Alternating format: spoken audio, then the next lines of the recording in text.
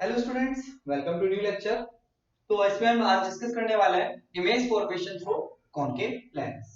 ठीक है, last lecture में हमने डिस्कस किया था कि कॉन्वेक्स लेंस से इमेज फॉर्मेशन कैसे होता है। आज हम डिस्कस कर रहे हैं कि कॉनकेव लेंस से इमेज फॉर्मेशन कैसे होगा। इसमें केवल दो ही केसेस होते हैं, एक जब ऑब्जेक्ट इंफिनिटी पे रखा होता है, दूसरा जब ऑब्जेक्ट इंफिनिटी और पोल दोनों के बीच कहीं भी रखा होता है। सबसे पहले मैंने सिखाया था कि बेस डायग्राम बना लेना है। ठीक है, ये ए पार्ट, ये बी पार्ट लेंस का, ये ऑप्टिकल सेंटर। ठीक है, when parallel beam of light strike on the concave lens then it will appears to be passes through the focal point। तो ये कहां से appears होगा, पास होता हुआ फोकल पॉइंट से। इसका मतलब इसको यहां मूव कर जाना है। ये भी कहां से, फोकल पॉइंट से पास होता हुआ appears होगा, क्योंकि ये क्या है, डाइवर्जिंग लेंस है, concave.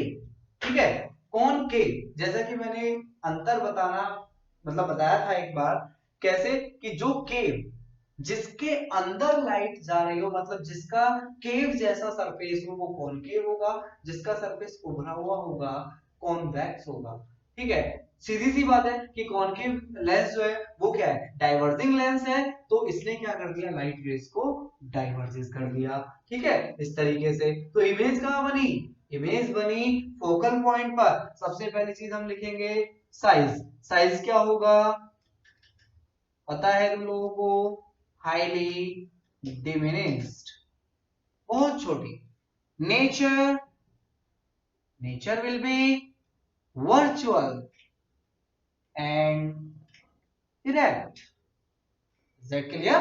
Nature will be virtual and erect, and position, where will be the position? At focal point. At F का मतलब हो जाएगा at focal point. Means if the object is at infinity, then the image will be formed at focal point, highly diminished and virtual and erect. Is that clear? तो रे diagram के साथ साथ ये साइज, नेचर और position में लिखना बहुत ज्यादा जरूरी है। ठीक है, अब कंडीशन, नेक्स्ट कंडीशन मतलब ये तो हमारा फर्स्ट रे डायग्राम था, when object is at infinity, जब ऑब्जेक्ट कहां था, इंफिनिटी पर था। तो सेकंड केस क्या है हमारे पास, when object is in between infinity and pole. जब ऑब्जेक्ट इंफिनिटी और पोल के बीच कहीं भी रखा होगा, तब हमें डिफाइन करना है कि इमेज कहां बनेगी। सबसे पहले हमें क्या करना होगा, first we have to draw the ray diagram. ठीक है, मैंने कहां रखा है, मैंने जो ऑब्जेक्ट रखा हुआ है वो बिटवीन सी एंड एफ रखा है। मैं कहीं भी रख सकता हूं, तुम लोग भी ट्राई करके देखना, कैसे भी कहीं भी रख करके। ठीक है, पहली चीज ऑब्जेक्ट हमारा स्ट्रेट होना चाहिए। मैं रनिंग हैंड से बना रहा हूं। ठीक है, तुम लोगों को रनिंग हैंड से डायग्राम नहीं बनाने हैं, बार बार मैं ये चीज रिपीट करता आ रहा हूं। तो किसी भी डायग्राम को बनाने के लिए फर्स्ट रूल हम फॉलो करते हैं, when the object is placed anywhere, then first light ray move towards the mirror or lens that is parallel to the principal axis। पहली लाइट रे प्रिंसिपल एक्सिस के parallel move करेगी। उसके बाद rule कौन सा apply करेंगे, if a light ray parallel to the principal axis then after reflection it will appears to be passes through the focal point, क्योंकि ये क्या है, ये है डाइवर्जिंग लेंस। ठीक है, तो ये हो गया, लाइट रे ये चली गई। दूसरी लाइट रे हम ऑप्टिकल सेंटर से पास करा सकते हैं, यही तो करते आ रहे हैं हम जब से हमने डायग्राम रे डायग्राम बनाना स्टार्ट किया लेंसेज के लिए। ठीक है, तो हमने क्या किया, एक लाइट रे हमने यहां से ऑप्टिकल सेंटर से पास करा दी। ठीक है, तुम्हारी लाइन में कर्व नहीं आना चाहिए बेटा, स्ट्रेट लाइन होनी चाहिए। क्यों होनी चाहिए, क्योंकि लाइट रे हमेशा स्ट्रेट डायरेक्शन में ही चलती है। तो मैंने बताया था ना, रेक्टाइलिनियर पाथ, जो लाइट है वो हमेशा स्ट्रेट पाथ एक्वायर करती है। फोटोन हमेशा स्ट्रेट पाथ एक्वायर करता है। ग्रेविटी का असर पड़ता है, लेकिन ग्रेविटी अगर अर्थ की हम 100 टाइम्स 200 टाइम्स इंक्रीज कर दे, तब कहीं जाकर के लाइट के फोटोन पर, लाइट की रे पर कुछ असर पड़ेगा कि हाँ वो बैंड हो जाएगी। ठीक है, उससे पहले तो नहीं होगा। ठीक, तो अब जहां इन दोनों लाइट रेज ने कट किया है वहीं तो इमेज बनेगी। इमेज बन जाएगी यहां, ये हो जाएगा ए डैश बी डैश। अब हमें वही तीन चीज लिखनी है। फर्स्ट क्या है, साइज। साइज क्या हो जाएगा, डिमिनिश्ड। साइज क्या हो जाएगा, डिमिनिश्ड। ठीक है, nature, nature will be virtual and erect. Size क्या होगा, डिमिनिश्ड। नेचर क्या होगा, virtual and erect. Position between F and P. Focus और पोल के बीच हमेशा इमेज बनेगी। Is that clear? ठीक है, तो ये केवल दो ही केस है। किसके केस में, कॉनकेव के केस में, कॉनकेव लेंस के केस में। कंडीशन क्या है, जो कॉन्वेक्स मिरर की कंडीशन होती थी, रिलेट कर लेना बेटा, इंटर रिलेट कर लेना। जो कंडीशन कॉन्वेक्स मिरर की होती थी वही कॉनकेव लेंस की है, जो कंडीशन कॉनकेव मिरर की होती थी वही कंडीशन कॉन्वेक्स लेंस की है। बस क्या है, मिरर में जो रियल इमेज बनती है वो उस साइड ही बन जाती है जिस साइड ऑब्जेक्ट रखा होता है, जबकि लेंस में वो दूसरी साइड बनती है। Is that clear? तो इतना आई थिंक समझ में आ जाना चाहिए। नेक्स्ट जो टॉपिक है जो मैं डिस्कस करने वाला हूं वो होगा साइन कन्वेंशन। तो साइन कन्वेंशन में कराने वाला हूं। साइन कन्वेंशन से पहले एक बार अपनी नोटबुक में यूजेस ऑफ कॉन्वेक्स लेंस और कॉनकेव लेंस लिख लेना। ठीक है, कॉन्वेक्स लेंस कहां का यूज होता है, माइक्रोस्कोप में यूज होता है। ठीक है, टेलीस्कोप में यूज होता है। ठीक, हमारे कैमरास में यूज होता है, मैग्नीफाइंग ग्लास की जैसे यूज होता है। तो बहुत सारी जगह पर हम क्या यूज करते हैं, कॉन्वेक्स लेंस यूज करते हैं। और जो हमारा स्टेज पर स्पेशल इफेक्ट, किसी एक पर्सन के ऊपर लाइट हमें फॉल करानी है राउंड शेप में, सर्कल शेप में, तो वो किसके थ्रू होता है, वो भी कॉन्वेक्स लेंस के थ्रू ही होता है, क्योंकि वो स्लाइड को वहां फोकस कर देता है। Concave lens, concave lens use होता है बाइनोकुलर्स में यूज होता है, टेलीस्कोप में यूज होता है, फ्लैश लाइट में यूज होता है। ठीक है, और भी कई सारी जगह है जहां पर कॉनकेव लेंस यूज होता है। तो एक बार कॉनकेव लेंस और कॉन्वेक्स लेंस दोनों के यूजेस देख लेना। ठीक है, कॉन्वेक्स लेंस कहां पर यूज हो सकता है, वो सोलर फर्नेस में भी यूज हो सकता है, जो सन की लाइट को किसी एक पॉइंट पर फोकस कराते हैं और जो लो मेल्टिंग पॉइंट की चीजें हैं जैसे कि एल्यूमिनियम है, ठीक है, उनको हम मेल्ट करा सकते हैं, तो उसको बोलते हैं सोलर फर्नेस। तो साइन कन्वेंशन में जैसा कि मैं एक बार पहले भी बता चुका हूं कि जिस तरफ ऑब्जेक्ट रखा होता है उस तरफ की सारी डिस्टेंसेस नेगेटिव और दूसरी साइड की सारी डिस्टेंसेस पॉजिटिव। या फिर हम ये कह सकते हैं, अगर लाइट रे की डायरेक्शन ये है, ये क्या है, लाइट रे है, तब इधर की सारी डिस्टेंसेस नेगेटिव होंगी और इधर की सारी डिस्टेंसेस पॉजिटिव होंगी। ठीक है, सबसे पहले क्या माना जाता था कि लेंस के लेफ्ट में सारी चीजें नेगेटिव, राइट में सारी चीजें पॉजिटिव, लेकिन इस रूल को चेंज कर दिया गया, एक न्यू रूल से। उसमें क्या दिया गया, ये हमारा मिरर के केस में तो सही था, लेंस के केस में क्या है, मैंने अगर ऑब्जेक्ट इधर रख दिया इमेज इधर बनेगी, मैंने अगर ऑब्जेक्ट इधर रखा तो इमेज कहां, यहां बनेगी। जिससे कि एक प्रॉब्लम हो सकती है कि अब क्या, अब इधर की डिस्टेंसेस नेगेटिव होंगी न्यू रूल के अकॉर्डिंग, लेकिन जो पहले रूल था उसके अकॉर्डिंग ये प्लस था, ये नेगेटिव था। तो लेंसेज के केस में वो आकर के क्या हो जाता है, गलत प्रूफ हो जाता है। तो अब हम क्या करेंगे, हमने क्या किया, मतलब साइंटिस्ट ने क्या किया कि एक नया रूल बना दिया कि जिस तरफ लाइट रे ट्रेवल करेगी, अगर डिस्टेंसेस उसी डायरेक्शन में मेजर की जा रही हैं, तब क्या होगा, वो पॉजिटिव होंगी।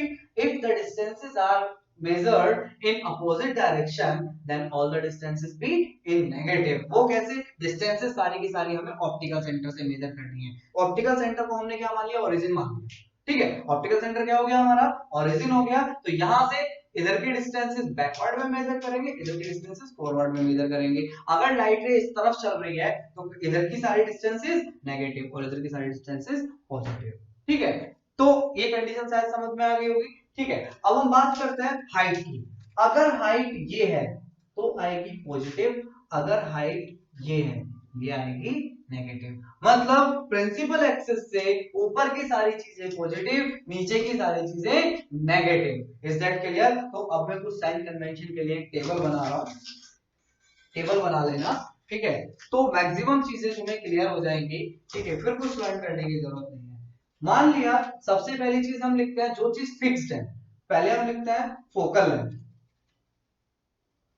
फोकल लेंथ किसके लिए, अगर मैं कॉनकेव के लिए लिख रहा हूं, कॉनकेव लेंस ये होगी नेगेटिव। अगर मैं कॉन्वेक्स लेंस के लिए लिख रहा हूं तो ये क्या होगी, पॉजिटिव। कॉनकेव लेंस के लिए जो फोकल लेंथ है वो नेगेटिव हो जाएगी और जो कॉन्वेक्स लेंस है उसके लिए पॉजिटिव हो जाएगी। जो फिक्स चीजें हैं, ठीक है, ये चाहे कॉनकेव वर्ड जहां आ जाएगा वहां नेगेटिव आएगा और कॉन्वेक्स वर्ड जहां आ जाएगा वहां पॉजिटिव आएगा। इसको हम नोटेट करते हैं एफ से, ठीक है। एक चीज मैं इससे पहले बता देता हूं, एक वर्ड होता है लीनियर मैग्निफिकेशन, जो हमने मिरर में पढ़ा था वही हम यहाँ भी पढ़ेंगे। लीनियर मैग्निफिकेशन का मतलब हो जाएगा the ratio of height of the image to the height of the object is known as the linear magnification, और इसका दूसरा फॉर्मूला होता है v upon u। मिरर के केस में क्या था, माइनस v upon u था, डेफिनेशन वही रहेगी, फॉर्मूला भी वही रहेगा, बस v अपॉन u वाले फॉर्मूले में चेंज आ जाता है। वहां माइनस v अपॉन u था, यहाँ कितना आ जाएगा, प्लस v अपॉन u आ जाएगा। तो मैग्निफिकेशन आई थिंक क्लियर हो जाना चाहिए, क्योंकि एक बार हम पहले भी पढ़ चुके हैं मैग्निफिकेशन के बारे में। ठीक, तो हमने सबसे पहले फोकल लेंथ के लिए लिख दिया, सेल कन्वेंशन आ गए, ठीक है। अब बात करते हैं ऑब्जेक्ट डिस्टेंस की। ऑब्जेक्ट डिस्टेंस u, मान लिया ये मेरे पास लेंस है, ऑब्जेक्ट मैंने इस तरफ रख दिया। ऑब्जेक्ट अगर हमारा इस तरफ रखा हुआ है तो रेज हमेशा ऑब्जेक्ट से तो चलेंगी, और ऑब्जेक्ट यहां रखा हुआ है, रेज इस तरफ चल रही है। डिस्टेंस कहां से, ऑप्टिकल सेंटर से बैकवर्ड में मेजर करेंगे, तो इसलिए u हमेशा नेगेटिव होगा। मान लिया ऑब्जेक्ट इधर रखा है तो रेज किधर चलेंगी, ऑब्जेक्ट अगर इधर रखा हुआ है तो रेज इस डायरेक्शन में चलेंगी, और कंडीशन क्या हो जाएगी, अगर रेज इस डायरेक्शन में चलेगी तो डिस्टेंस हम यहां से ऑब्जेक्ट की तरफ मेजर करेंगे। तो कंडीशन क्या आ जाएगी, दोनों ही केस में u क्या हुआ, नेगेटिव, तो ऑब्जेक्ट डिस्टेंस u क्या होगा, ऑलवेज नेगेटिव। u क्या हो जाएगा, ऑलवेज नेगेटिव हो जाएगा। तो ये चीज हमेशा ध्यान रखना। बात करते हैं इमेज हाइट, या सबसे पहले ऑब्जेक्ट हाइट की बात करते हैं। ऑब्जेक्ट हाइट ऑलवेज पॉजिटिव, क्योंकि ऑब्जेक्ट हमेशा प्रिंसिपल एक्सिस से ऊपर रखते हैं। ऑब्जेक्ट क्या, प्रिंसिपल एक्सिस से ऊपर ही रखते हैं हम, तो बाय द वे अगर प्रिंसिपल एक्सिस से नीचे रखा हुआ है तब नेगेटिव आ जाएगा, ठीक है। ऑब्जेक्ट क्या होगा, ऑब्जेक्ट की हाइट क्या हो जाएगी, ऑलवेज पॉजिटिव हो जाएगी। नेक्स्ट, इमेज हाइट, ठीक है। इमेज हाइट कितनी होगी, इमेज हाइट अगर हम देखेंगे, अबव PA का मतलब मैं यहाँ प्रिंसिपल एक्सिस लिख रहा हूं, अबव प्रिंसिपल एक्सिस का मतलब क्या हो जाएगा, ये हो जाएगा पॉजिटिव। अगर इमेज प्रिंसिपल एक्सिस के ऊपर बन रही है तो क्या हो जाएगा, पॉजिटिव, और अगर बिलो प्रिंसिपल एक्सिस बन रही है तब क्या हो जाएगा, नेगेटिव। इसका मतलब है कि इसको एक तरीके से और मैं लिख सकता हूं, रियल, या ये लिख सकते हैं, ठीक है। अबव का मतलब हो जाएगा इरेक्ट, ठीक है। ये लिख लेना, मैं केवल बोल रहा हूं, शायद विजिबल नहीं होगा अगर मैं इतना छोटा लिखूंगा तो, ठीक है। तो अगर अबव है इसका मतलब क्या हो जाएगा, इसका मतलब हो जाएगा इरेक्ट, और बिलो का मतलब हो जाएगा इनवर्टेड, ठीक। अगर इमेज इनवर्टेड बन रही है तो जो हाइट है वो नेगेटिव हो जाएगी। अगर इमेज रियल बन रही है, मतलब इरेक्ट रियल बन रही है तो इन्वर्टेड भी होगी तो नेगेटिव आ जाएगा। अगर इमेज इरेक्ट बन रही है तो क्या, जो हाइट है इमेज की वो क्या आ जाएगी, पॉजिटिव आ जाएगी। ये एच डैश के लिए साइन कन्वेंशन हो गए, ठीक। एच डैश के लिए साइन कन्वेंशन हमने किया। अब बात आती है लीनियर मैग्निफिकेशन की, बात आती है अब linear magnification. Is it clear. तो लीनियर मैग्निफिकेशन के लिए अब हम क्या करेंगे, लीनियर मैग्निफिकेशन का रियल के लिए, रियल इमेजेस के लिए ये आता है नेगेटिव, और वर्चुअल के लिए ये आता है पॉजिटिव। कैसे आएगा, इसके लिए सिर्फ एक ही फॉर्मूला यूज करना है, m is equals to h dash upon H.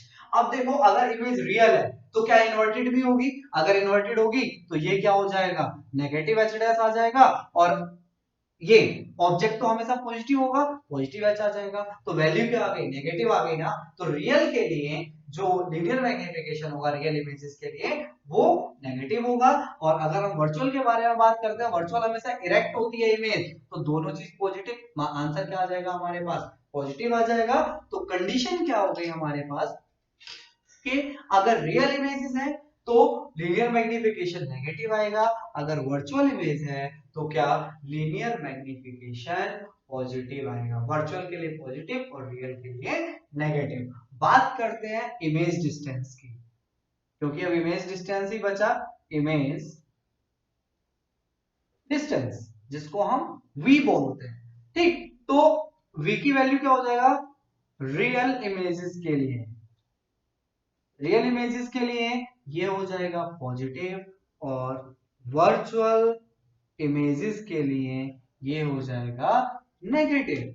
क्यों वर्चुअल के लिए नेगेटिव होगा और क्यों रियल के लिए ये पॉजिटिव होगा? क्या ये कंडीशन हम कहां से देखेंगे कि जितनी भी, मान लिया कि हमारे पास कोई लेंस रखा है, जितनी भी रियल इमेज बन रही थी, ऑब्जेक्ट इधर था, ठीक है, ऑब्जेक्ट हमारे पास इधर था, और जितनी भी रियल इमेजेस बन रही थी वो इस साइड बन रही थी, जितनी भी रियल इमेजेस बन रही थी वो इस साइड बन रही थी, रियल और इन्वर्टेड बन रही थी, ऑब्जेक्ट इधर रखा हुआ था, इमेज इस तरफ बन रही थी। वर्चुअल इमेज, ऑब्जेक्ट जब हम पास लेकर के आए, फोकल पॉइंट और पोल के बीच में हमारा ऑब्जेक्ट आया, तो इमेज कहां, यहां बन रही थी, virtual erect and magnified image बन रही थी। तो अब हमारे पास क्या, इसलिए देखो जिधर ऑब्जेक्ट रखा है, इमेज अगर उसी साइड बन जाए, जिधर ऑब्जेक्ट रखा है इमेज अगर उसी साइड बन जाए, तो क्या सारे डिस्टेंसेस नेगेटिव आएंगे ना। बस ये ट्रिक याद रख लेना, जिस तरफ ऑब्जेक्ट है उस तरफ इमेज डिस्टेंस हम भी क्या होगी, नेगेटिव होगी। बाकी सारी चीजें फिक्स्ड है, ठीक है। ये कौन, मतलब मिरर में, अब देखो मैं मिरर के साथ कंपेयर कर रहा हूं, मिरर के साथ कंपेयर करने पर ये चीजें चेंज नहीं होगी, ठीक है। मिरर के साथ कंपेयर करने पर ऑब्जेक्ट डिस्टेंस ये भी सेम रहेगा मिरर के साथ कंपेयर करने पर, ठीक है। ऑब्जेक्ट हाइट मिरर में भी ये ऐसे ही रहेगा, कोई कंडीशन चेंज नहीं होगी। ये भी मिरर के अंदर कंडीशन चेंज नहीं होगी, मिरर के अंदर ये कंडीशन भी चेंज नहीं होगी।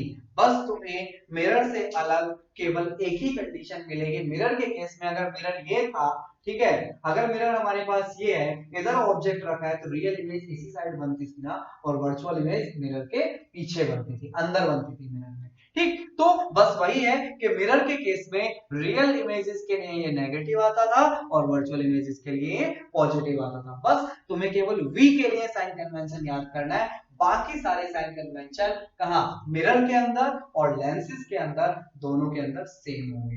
Is that clear? बस फॉर्मूला चेंज होगा। तो आगे बस हम फॉर्मूला डिस्कस करते हैं कि मिरर फॉर्मूला एक्चुअल में है क्या। कई बार ये भी आ जाता है, what do you mean by mirror equation, define that mirror equation. तो मिरर इक्वेशन है क्या, कैसे यूज करता है, वो भी आगे मैं बताने वाला हूं। इससे पहले रिफ्लेक्शन में हमने पढ़ा था मिरर इक्वेशन, यहां आ जाएगा लेंस इक्वेशन। लेंस इक्वेशन में क्या आ जाएगा, 1 upon f is equals to 1 upon v minus 1 upon u। जहां पर वहां प्लस आता था, यहां पर क्या आ जाएगा, माइनस आ जाएगा। वहां आता था 1 upon f is equals to 1 upon v plus 1 upon u, यहां क्या आता है 1 upon v minus 1 upon u। Formula apply करने का तरीका सेम है, साइन कन्वेंशन जैसे मैंने बताया वो करके लगा देंगे, ठीक है। Where f is the focal length, u is the object distance, v is the image distance, ठीक है। ये सारी चीजें नोट करने के बाद, साइन कन्वेंशन यूज करने के बाद हम इस फॉर्मूले में अप्लाई कर देंगे, हमें आंसर मिल जाएगा, ठीक है। जैसे कि किसी क्वेश्चन में दिया हुआ है कि an object is placed 20 centimeter from the lens and image will be formed at 30 centimeter on the other side of the lens, then find the focal length। Is that clear? कभी भी object हम कहीं भी रख दें, ठीक है, तो उसकी फोकल लेंथ, जो हमारा लेंस है उसकी फोकल लेंथ चेंज नहीं होगी। अगर हम v चेंज करेंगे उसी रेस्पेक्ट में u भी चेंज हो जाएगा, u चेंज करेंगे उसी रेस्पेक्ट में v भी चेंज हो जाएगा। तो इस कंडीशन में क्या होगा कि फोकल लेंथ कभी भी किसी भी लेंस या किसी भी मिरर की चेंज नहीं होती है। हाँ, वो बात अलग है अगर हम लेंस को किसी लिक्विड में डुबो दें, क्योंकि रिफ्रैक्शन तो वहां भी होगा ना, रिफ्रैक्शन तो वहां भी होगा। अगर किसी वाटर का, मतलब किसी लिक्विड का रिफ्रैक्टिव इंडेक्स n है, ठीक है, n1 है, और अगर लेंस का रिफ्रैक्टिव इंडेक्स n2 है, अगर n1 is equals to n2 हो जाएगा ना, तो वो एक प्लेन शीट की तरह बिहेव करेगा, वो क्या करेगा, वो एक प्लेन शीट की तरह बिहेव करेगा। जैसे कि ग्लिसरीन का रिफ्रैक्टिव इंडेक्स लगभग लगभग लेंस के बराबर होता है, तो क्या अगर ग्लिसरीन में हम कोई लेंस डाल दें तो लेंस उसमें गायब हो जाएगा। क्यों? लगभग लगभग दोनों का रिफ्रैक्टिव इंडेक्स सेम था ना, वो किसकी तरह, प्लेन ग्लास स्लेब की तरह काम करेगा। तो बस एक ही कंडीशन में फोकल लेंथ चेंज होती है, जब हम लेंस को किसके अंदर, वाटर के अंदर डुबो देते हैं। ठीक है, अगर हम लेंस को सिंपल यहां जैसे रखा हुआ है, अगर हम ऑब्जेक्ट की डिस्टेंस कहीं भी कर दें, इमेज की डिस्टेंस कहीं भी कर दें, ठीक है, तो दोनों को आपस में चेंज करने पर फोकल लेंथ चेंज नहीं होती है। ठीक है, इतना देख लेना। एक ही टॉपिक अब बचता है इस चैप्टर का, that is power of a lens. ठीक है, पावर का मतलब हो जाएगा द पावर ऑफ कन्वर्जेंस। ठीक है, या degree of convergence and degree of divergence of a lens is known as its power. ठीक है, पावर का मतलब है कि कौन लेंस कितनी जल्दी लाइट रेस को कन्वर्ट कर देता है, या कितनी जल्दी लाइट रेस को क्या कर देता है, डाइवर्ट कर देता है। कंडीशन क्या ली हमने, एक लेंस हमारे पास ये था, एक लेंस हमारे पास ये था, इसकी फोकल लेंथ 10 सेंटीमीटर थी, इसकी फोकल लेंथ 20 सेंटीमीटर थी। ठीक है, इसने क्या किया, इस वाले लेंस ने सारे के सारे पैरेलल बीम्स को कहा 10 सेंटीमीटर पर ही तो फोकस करेगा। इसने क्या किया, 10 सेंटीमीटर पर सारे के सारे लाइट रेस को इसने फोकस कर दिया। ये कितने पर फोकस किया इसने, 10 सेंटीमीटर पर। ये वाला जो लेंस है, इसकी फोकल लेंथ क्या थी, 20 सेंटीमीटर थी। इसने क्या, इसने कितने पर इनको कंसंट्रेट कराया, इसने कराया 20 पर। ठीक है, तो दोनों में अंतर क्या है, इस लेंस ने ज्यादा जल्दी उतनी ही इंटेंसिटी की लाइट रेस को इसने यहां कंसंट्रेट कर दिया, और इसको कंसंट्रेट करने में टाइम लगा। ठीक है, तो क्या हुआ कि जो लेंस जितनी जल्दी लाइट रेस को कन्वर्ट कर देता है या लाइट रेस को डाइवर्ट कर देता है, उतना ही ज्यादा उसकी क्या होती है, पावर हो जाती है। तो दोनों के बीच रिलेशन क्या है, the power will be the reciprocal of focal length in metre. The reciprocal of focal length in metre is known as the power, और इसकी जो यूनिट है वो होती है डायोप्टर, DIOPTRE। डायोप्टर इसकी यूनिट होती है, जिसको कैपिटल डी से नोटेट करते हैं। ठीक है, ये आ गया हमारे पास formula, P is equals to 1/f in meter into D. तो अगर हमें क्या फाइंड करना है, पावर फाइंड करनी है, तो पावर फाइंड करने के लिए हमें क्या करना पड़ेगा, फोकल लेंथ का रेसिप्रोकल फाइंड करना पड़ेगा। Is that clear?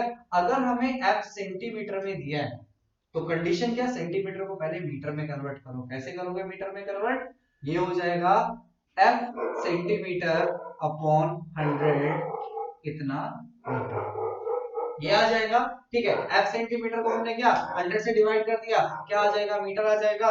पावर कितना हो जाएगा, अब 1 अपॉन सेंटीमीटर में वैल्यू पुट करनी थी, तो सेंटीमीटर की वैल्यू मीटर में कन्वर्ट करके हमने लिखी है, कितना आ जाएगा, f सेंटीमीटर अपॉन 100। ठीक है, इतनी डायोप्टर आ जाएगा ना। ठीक, तो इसका कितना आ जाएगा, 100 upon f in centimetre dioptre. मतलब अगर वैल्यू हमें सेंटीमीटर में दी है, तो कंडीशन क्या होगी, उसको 100 अपॉन f सेंटीमीटर की वैल्यू पुट कर दो, 20 सेंटीमीटर, 30 सेंटीमीटर, 40 सेंटीमीटर, यहाँ सेंटीमीटर में वैल्यू पुट करो, ऊपर 100 कर दो, कितना आ जाएगा, इतना डायोप्टर आ जाएगा। जैसे कि मैं एक छोटा सा एग्जांपल ले रहा हूँ। ठीक, वो कैसे, पहले हमें किसी भी लेंस की फोकल लेंथ कितनी दी है, हमें लेंस की फोकल लेंथ दी है 20 सेंटीमीटर। पहले हमने इसको मीटर में कन्वर्ट किया, कितना हो जाएगा, 0.2 मीटर। कितना हो जाएगा, 0.2 मीटर आ जाएगा।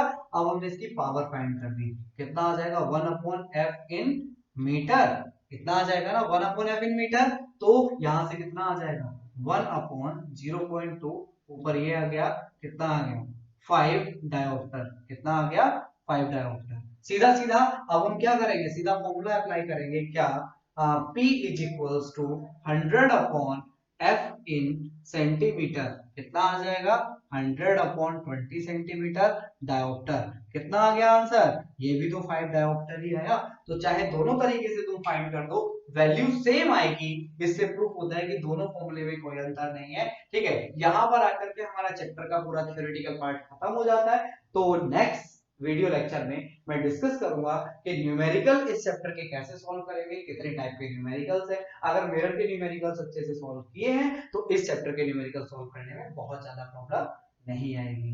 ठीक है, तो नेक्स्ट वीडियो लेक्चर केवल और केवल न्यूमेरिकल्स पे होगी। तो next, wait for the next video. So thanks for this.